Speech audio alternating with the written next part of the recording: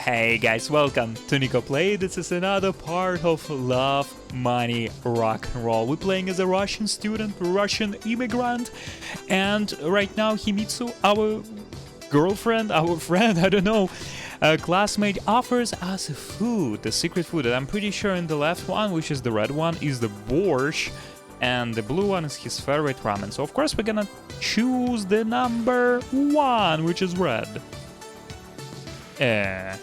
So let's see what we got here. Wait. I wanted to choose. She told me to choose it, but I couldn't choose.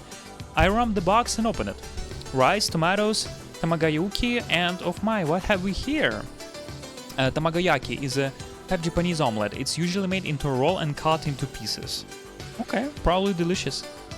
A meat patty, wow! And of course, the mandatory grass. The whole thing was drawn on salad leaves. What's the occasion? I picked up the patty with my chopsticks and held it to my face, as if trying to ascertain its authenticity. Well, you didn't like the breakfast. No, but wait a second, did you prepare this before breakfast? Of course not. She laughed. I just decided to switch things up a bit. I really shouldn't have been complaining about her cooking, especially considering that she did it all free of charge. Selflessly, no strings attached, and without expecting anything in return, not even thank you. My conscience was like a lump in my throat, preventing me from taking a bite, so I said, thank you, it's very good, and I'm sorry about this morning. I couldn't come up with a reasonable excuse even if I tried, so it was better to just apologize and leave it there. It's okay, I'm used to it. Himitsu laughed again, but now I felt even worse. I put my head down and focused on eating. Yeah, fuck you, Nico, fuck you, bro. I still feel bad for that girl. She sighed. Huh? What girl? Himitsu looked at me gravely. This morning on the gate. Oh, right. Preoccupied with my meal, I drifted off for a moment. Have you talked to her since? Have you talked to her since? No, I didn't really have anything to talk about. I noticed the reproach of in Himitsu's eyes and continued. I mean, seriously, was I supposed to walk up to her and say, I'm very sorry about what happened to you. Oh, and how about showing some thanks for Miracle's rescue? Don't be like that, she's having a tough time. You know, somehow I didn't pick up on that.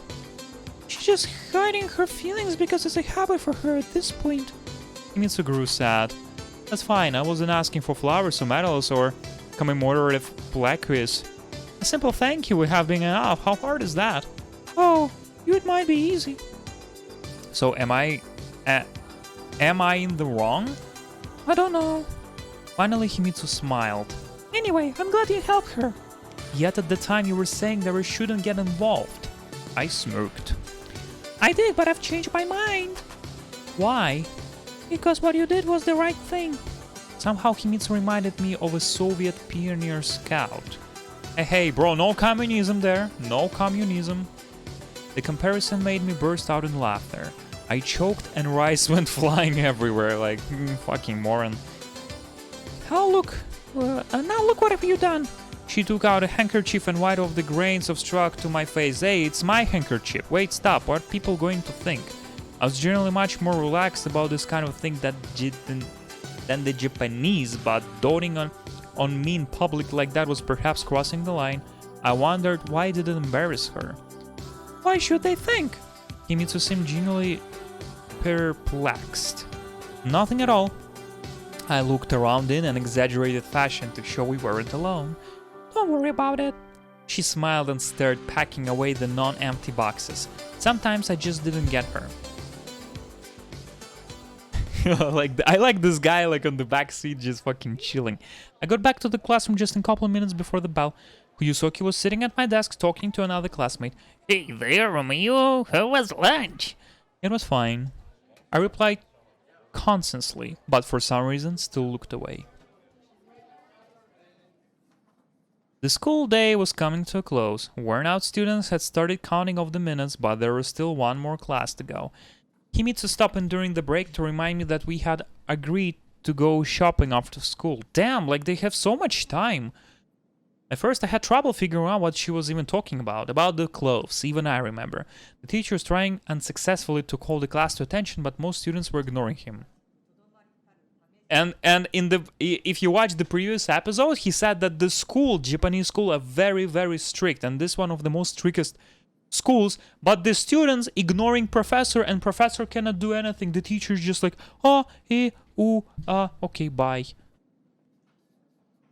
I mean, a lot of the students at this class were genuinely invested in their education and keen to learn, but a good half only sat through the lessons for the sake of their prestigious diploma.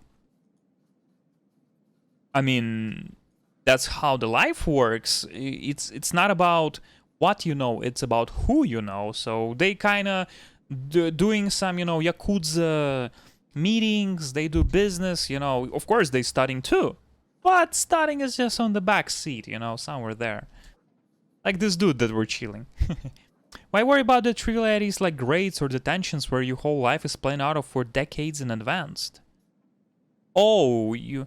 Settle down, teacher. The teacher kept repeating. Regrettably, he could not yell at them. Why he could not? All right, if you don't come down, you're not going to find out that we have a new girl join us today. Instantly, the classroom plunged into silence, broken only by a few whispers. A student?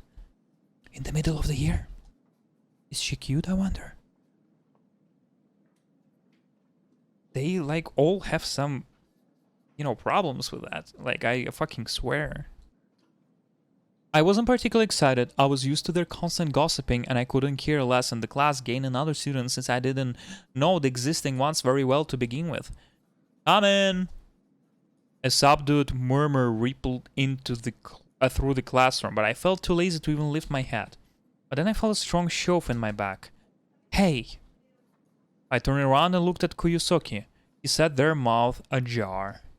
Who could the new kid be? Even this overprivileged children who react like that? I faced the blackboard. The classroom was a real world of scarlet cherry petals. Does anyone really find them beautiful? But how? Why? Okay, another Japanese girl. The girl from my visions, the visitor from the past, was standing just a few meters away from me. Well, go ahead and introduce yourself. My name is Catherine Winters. Actually, I know a few people here already. Catherine Winters is a fucking Resident Evil 8 shit? Haha, Mr. Winters. She quickly surveyed the classroom without pausing on anyone in particular. I look forward to studying with you. She deliberately distorted the standard Japanese greeting. Catherine Winters. So official. She had always been just a Katya to me. She was the one with who I had watched the petals fall. So she's Russian. Then she moved away. She just left and never really gave a reason. So Hyusuke Russian, she's Russian. Is it more Russian since Japan than in actual Russia? Or what the fuck? Why everyone's like fucking Russian? She left me alone, breaking my heart and sharing my dreams. I should have been mad, should have hated her soon, but I couldn't. Ah, how disgustingly tried and hackneyed it all was. Like I've been trapped inside a school-grade shoujo manga. Shoujo manga is a category of Japanese comics targeted primarily at a young female audience. By the way, what does that mean?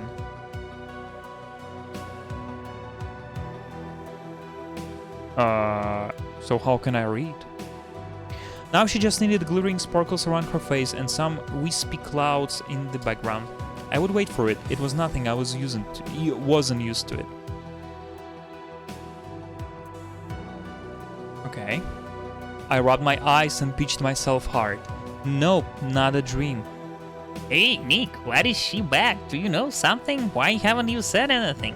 Kuyosoki was prattling on annoyingly behind my back. My world has concrete into a dark tunnel with me at one end, immersed in total darkness, and her at the other, bathed in light. Let's bath together. Except that waiting for me at the other end was surely no paradise.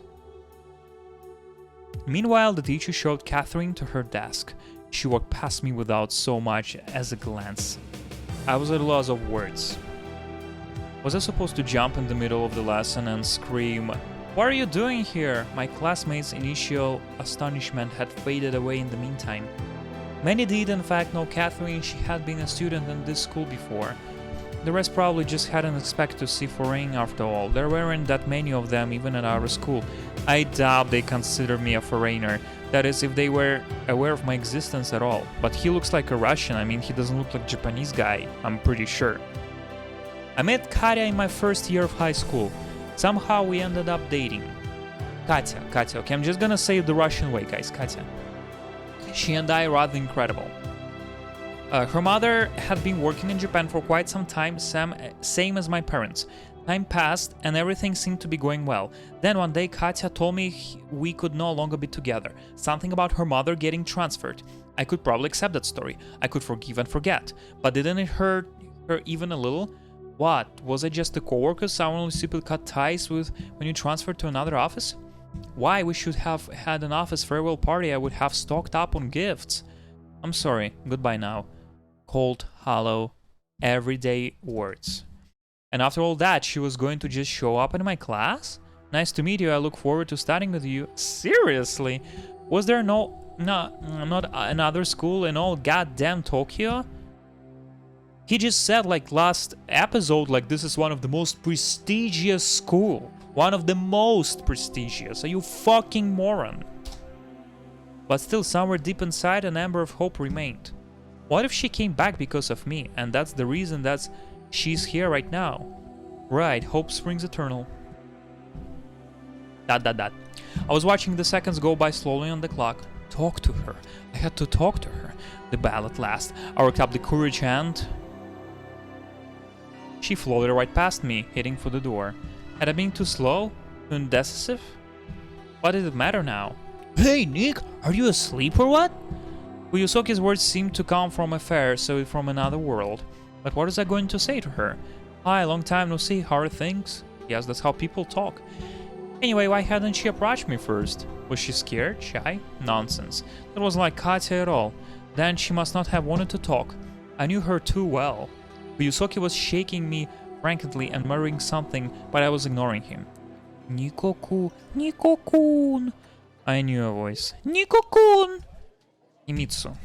I lifted my eyes and looked somewhere past her. Earth to Niko-kun, do you read me? I snapped back to reality. Yeah, what is it? You've forgotten again, haven't you? She was pounding comically. I knew you would, so I decided to come fetch you. What did she want me with? Fetch me? What for? Alright, we had made some kind of plan. But what did it matter now? Catherine had left and she was moving further away with each passing second. Come on, the Catherine was old love, bro. Like, Catherine did not care about you if she didn't talk to you and try to look at you or do something, you know, communication, like any simple thing would show that she's still interested in you. But no, you said like it was like years ago, so probably you were like how old? 13, 12 years old? Of course, that was it, you know, love of your childhood. That's it, forget about her. Look, Himitsu, she's cooking, she's cleaning, she's doing your dishes, she cares about you, she thinks about you. So Nikolai, be smart and love Himitsu. Fuck Katya. Fuck her. But I had no idea what I was going to say to her. Oh, no, there was something else I missed. Yeah, maybe the distance. Yes, maybe this is now far greater than all the miles of the Pacific Oceans. Exactly, that's it. Katya is done. But I had no idea what I was going to say to her. I had long been secretly hoping to get over her, to let go and move with my life. And now that this... Regardless, I had to make a decision. If I was going to run after her, I had to get going. Never! I just like made a huge essay about like how Katya is careless and she does not deserve him. She does not deserve Nikolai. Himitsu is our friend. Do nothing. How much longer was I going to let this continue? Of course, a surgeon has to excise the rotting flesh to prevent disease from spreading to the rest of the body. Since we were classmates now, I was bound to find out eventually why she had come back. Of course, I remember. I said confidently, stood up, took Himitsu by the hand and headed for the floor. Yes, took Himitsu. Take her. Take her. Wait, what about? I turned and gave Kuyosoki a glare so furious that he shut the fuck up immediately. Himitsu. Anger, resentment, longing, all these emotions intermingled within me. I walked down the hallway, oblivious to the world around me. Don't be oblivious. I stopped only when we reached the lockers. I looked around the schoolyard. What if she was still here? Nico-kun! Himitsu ventured timidly. What? I snapped back, turned around, and realized I was still holding her hand. Bro, hold her tighter, tighter, you need to hold her tighter. Sorry, I let go. Don't let it go! Did something happen? Don't say it didn't, I can't see something's wrong. Kuyosoki-san looked agitated too. Kuyosoki? I snickered. The only thing likely to agitate him is some unrealistically sun-shaped anime girl. They all look like anime girl. What the hell are you saying? The look in Himitsu's large eyes didn't change. I meant that he was telling me about another anime again. You know, the one about magical girls they show at 6, you must have seen. Why was I lying to her? Why was I lying now? I knew I couldn't hide Catherine forever. Sooner or later, Himitsu was going to run into her at school, or worse yet, Catherine would show up at her house. They did know each other after all. So fuck her, don't fucking think about her.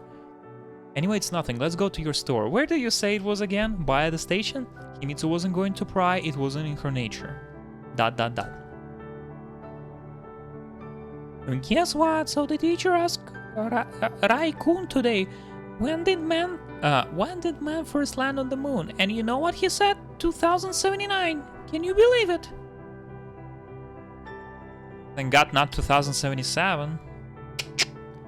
And then during PE, Mitsu carried on as through nothing happened. Maybe nothing did where she was concerned. The store wasn't too impressive from outside. Maybe it was the low prices that drew girls in. By the standards of our school, Himitsu family wasn't terribly wealthy, but her father worked for the government, so they weren't poor either. We went inside. Himitsu was trying to one outfit after another. How do you like it? Oh, that's me! Finally, that's me. That's Nikolai. How do you like it? It's fine. How about this one? I think this color will be a fashion this winter. It's fine. What do you think of this dress? A little discontent was starting to seep into her voice. Do they have money to buy it? I like the last one better. If only I knew what she tried on before. I was in no mood for a fashion show. To me, Himitsu looked good in any outfit. Why did she even need all this stuff? Did she not have enough clothes? That's a girl's. Really, why? I had known Himitsu for a long time, but I couldn't recall her even being in a relationship. But she wasn't a child anymore, she was a beautiful young woman. It was high time for her to get a boyfriend. Hold it, was I feeling jealous? You're a boyfriend, stop! Oh my god, he's gonna give up the girl. No, of course not. Anyway, if she had found somebody, I would have been the first to hear about it. I think what matters is that what you like. But I like all of them. I like this and this not so much. Himitsu was shuffling through the clothes. What had she done to deserve this treatment from me? Catherine is back, I said, trying to be casual. What? She seemed not to have grasped what I said.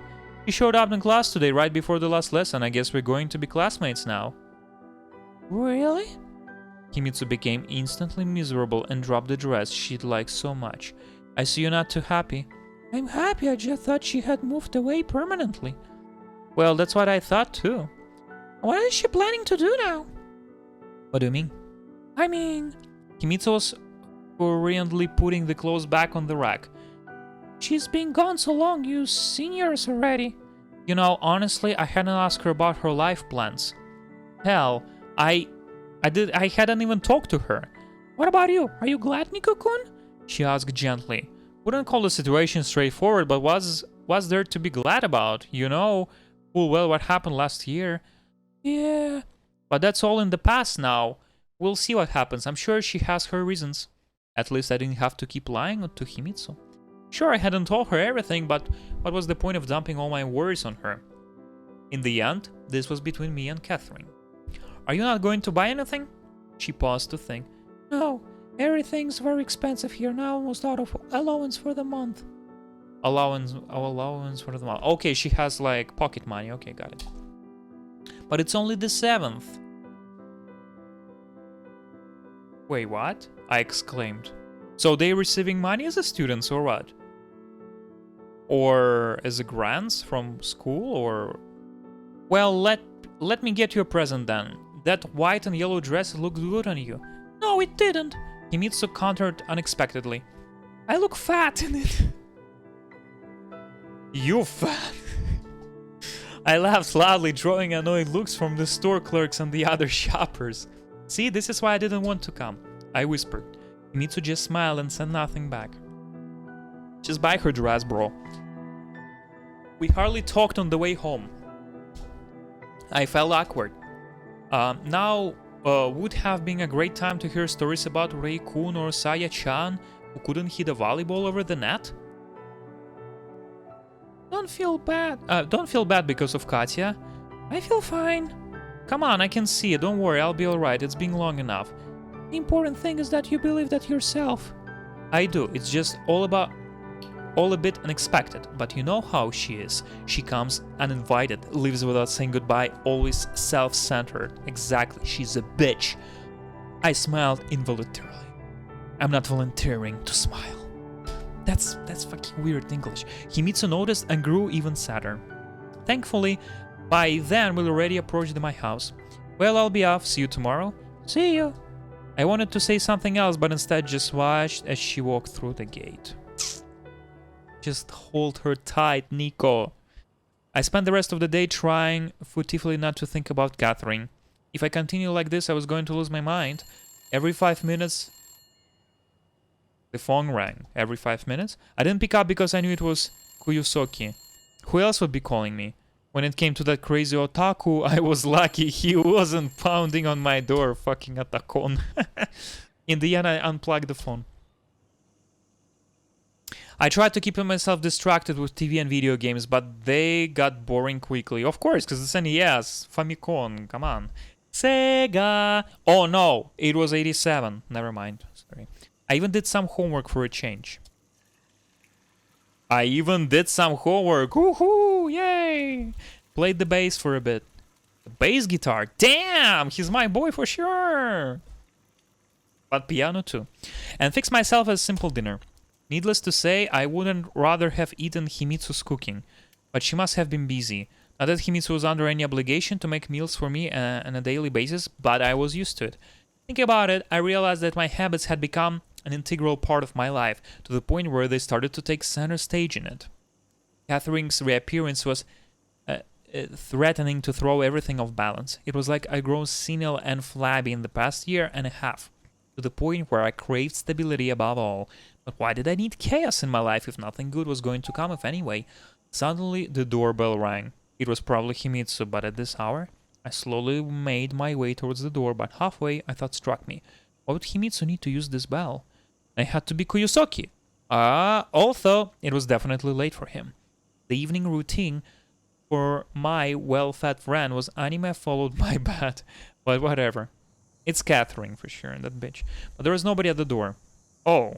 I looked around and walked outside, but the street was empty. Stupid pranksters! Yet someone had definitely been here, as on the way back I discovered note on the doorstep. The note read, Nikolai-san, be careful. You are in grave danger. Certain very powerful people linked to your father are after you. This is not a prank or hoax. Yeah, sure. Next in order will be a busty magical girl in my living room, ready to obey my every command. Ha ha ha!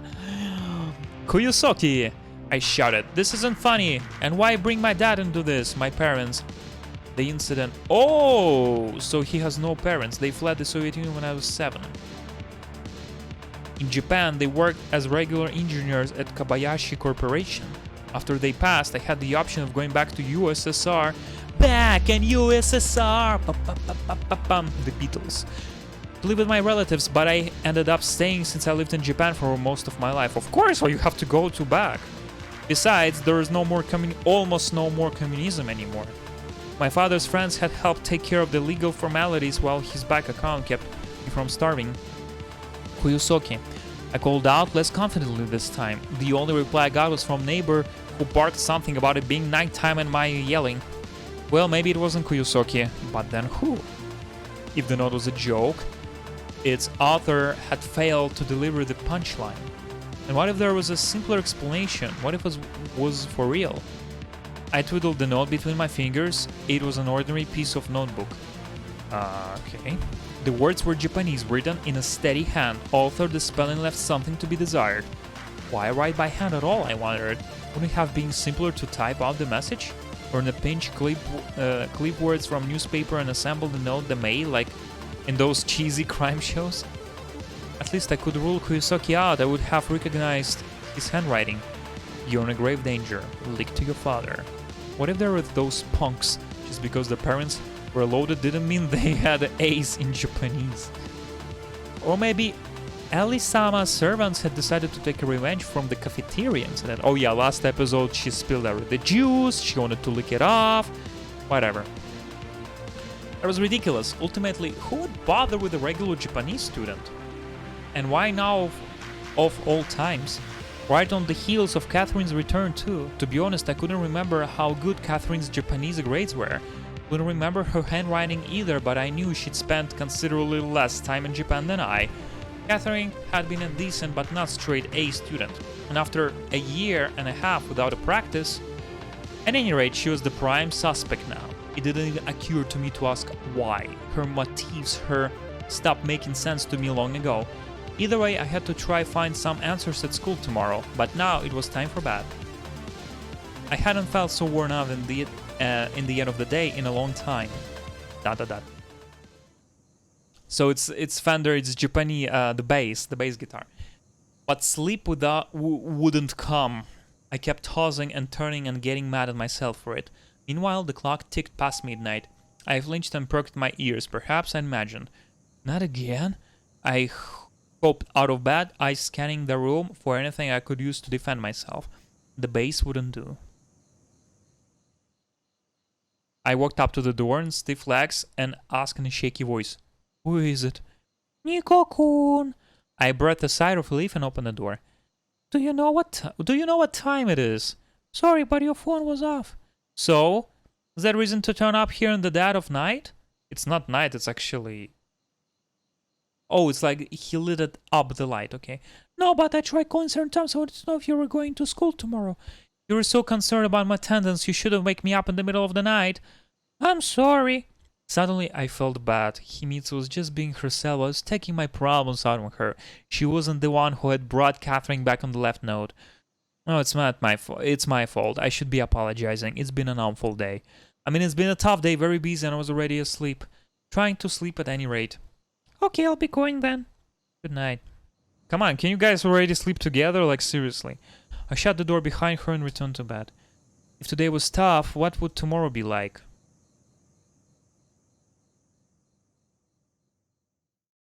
Oh, okay. I was like, what happened? Everything froze.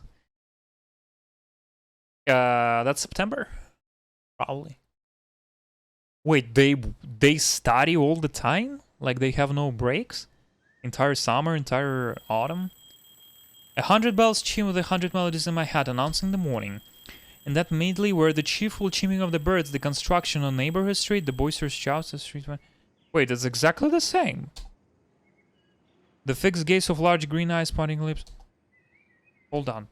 This had already happened before. Oh, so it repeats. The game repeats. The day repeats. I jumped off bed, stared in bewilderment at Himitsu, and blurted, "What day is it today?" "Tuesday?" She replied, frightened. "What's wrong?" "Tuesday, huh? Alright then, Tuesday it is then." I scanned the room meticulously. The open notebook, I had tried doing my homework the night before, was still in the same spot, which meant that everything was fine. Just felt like tomorrow hadn't come. "What do you mean?" "Well, like when you wake up and today's still yesterday, like a sci-fi novel." "You read too many of those, haha." Himitsu laughed. Things did seem to be running their normal course, except I now became aware of peculiar smell. I sniffed the air. "Is that..."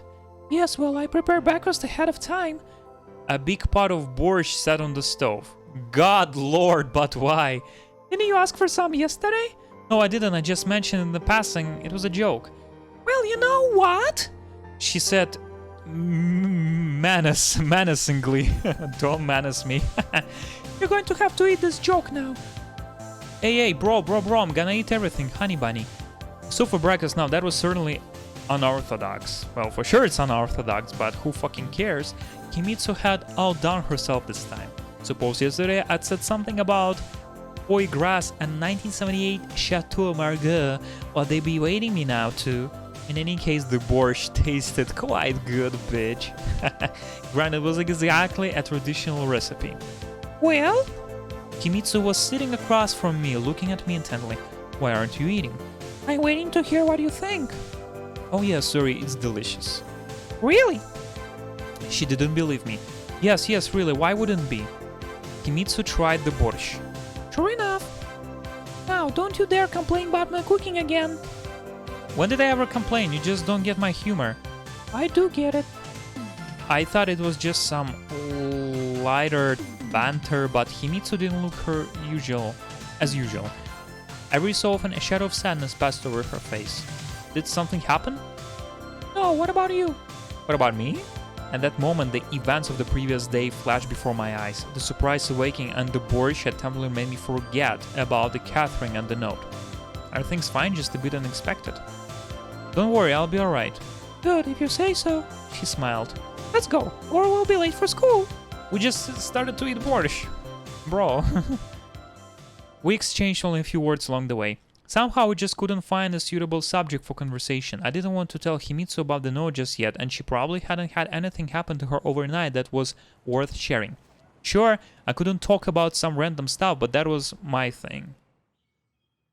Finally, we reached the school. No incidents today, I hope? I hemmed. Alright, see you.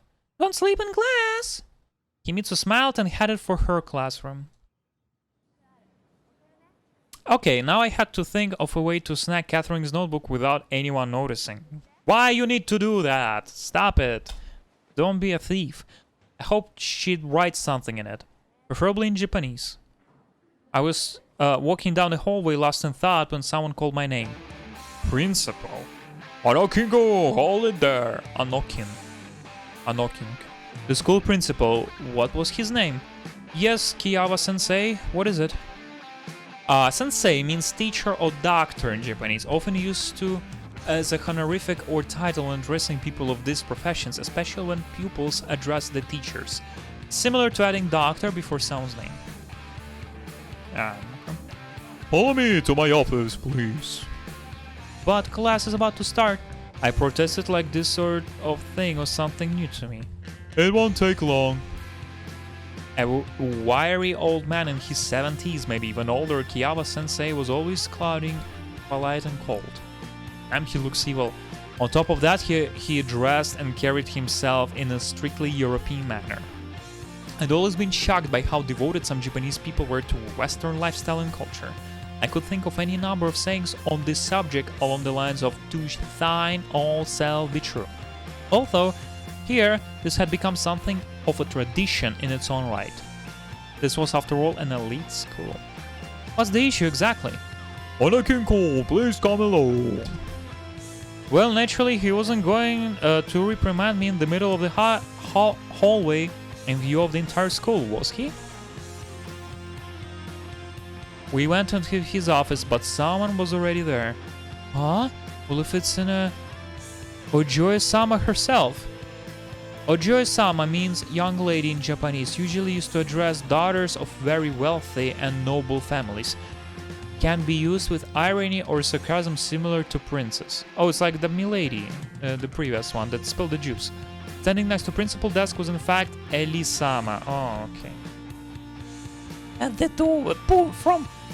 board from yesterday. She seemed equally surprised to see me here. Yesterday's cafeteria incident came back to me in a vivid detail. Madame did give me a kerchief in the end to wipe myself, and I tossed it in the dirty laundry at home. Whoops, I needed to return it. Let me guess, you're an infrequent visitor here, she asked sarcastically. Well, I certainly didn't expect to find myself groveling at your grace's feet today.